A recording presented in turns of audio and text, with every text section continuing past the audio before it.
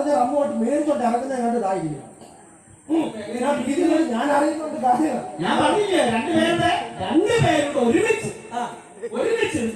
ചെയ്ത വെള്ളമടിയാണ്.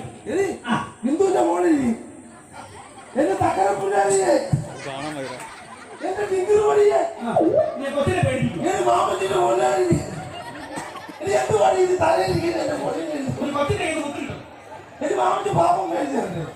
ഐസ്ക്രീം മേടിച്ചല്ല മാമൻ എന്തുപണി നിനക്ക് ഇത്ര സഹിക്കാൻ വയ്യ. ഇനി ഞങ്ങളുടെ മാമ ഇരിക്കുന്നത്